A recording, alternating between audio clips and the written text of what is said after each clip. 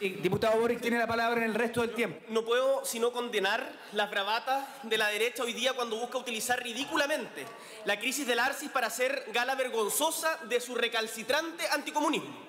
Pero este triste espectáculo no puede nublarnos la razón en el tema de fondo que estamos tratando hoy día. Con profunda decepción, leo el informe de la Convención Investigadora.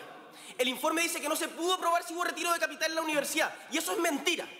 La investigación de CIPER demostró que se recurrió al mismo mecanismo que usan muchas universidades privadas para lucrar con la educación, una inmobiliaria y sociedades relacionadas. La comisión tuvo en su poder incluso el acta de la Junta de Accionistas de la inmobiliaria, donde estos acuerdan reducir y retirar más de 500 millones de pesos de capital social. ¿Y qué nos dice el informe? Que porque la investigación del Ministerio de Educación no pudo probar que haya lucro, investigación que el mismo Francisco Martínez reconoce en la página 80 del informe, que la información con la que contaba era limitada porque carecía de detalles, entonces no hubo retiro. Pero ¿saben ustedes lo que consistió la investigación del Mineduc? Solamente en pedir informes al Servicio de Impuestos Internos y al Banco Central, los cuales dijeron que no podían entregar información, y ahí se quedaron. El 4 de abril del año 2013, como recordaba Giorgio, la mayoría de esta sala aprobó, como correspondía a nuestro entender, la acusación constitucional contra Harald Beyer. Y ese informe decía con razón que no solo existe lucro en la educación superior, sino que además no funciona todo el marco normativo que regula el sistema de educación superior en Chile, en especial en lo referido al cabal cumplimiento del requisito establecido en la ley sobre el lucro. La responsabilidad por tal marco normativo y su correcto funcionamiento es del Ministerio de Educación, y que por no haber sido cumplido sus funciones, el ministro había quebrantado con ello la fe pública en el sistema de educación superior y en el Estado como garante de la educación de calidad para ciudadanos y ciudadanas. Hoy no podemos hacernos los lesos porque estamos ante un caso igual a aquellos. Los trabajadores de la ARCIS tienen una demanda laboral hoy día por más de 120 millones de pesos por remuneraciones impagas.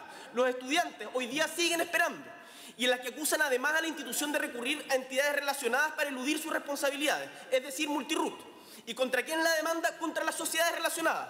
Y creo que hay que decirlo, ¿quién es el responsable político de estas instituciones? Es el Partido Comunista.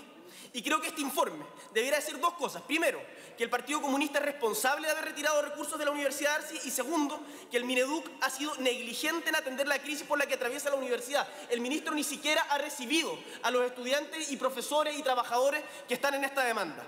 Pero ¿qué dice el informe? Que no existe ni ha existido ninguna vinculación entre el Arcis y los funcionarios de gobierno y que no existen las herramientas necesarias para realizar una fiscalización financiera a las universidades privadas. Con esa lógica no habríamos destituido a Beyer. Pero yo tengo la convicción de que estuvo bien destituido y por eso no puedo sino rechazar este informe.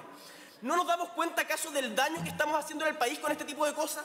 ¿No nos damos cuenta de que esta, la institución más desprestigiada de la República, está actuando con doble estándar en este caso? Tal como en el caso de la Universidad del Desarrollo, donde Joaquín Lavín dijo que retiró su inversión, u otras muchas universidades que hemos denunciado permanentemente desde el movimiento estudiantil y ahora desde esta Cámara, en la Universidad Arcis se utilizó el mismo mecanismo que tanto hemos criticado para retirar capital. No sé si ganaron plata o no, pero que hubo retiro de recursos, hubo. Y eso es inaceptable y por eso yo voy a votar en contra de este informe. Diputado Boric.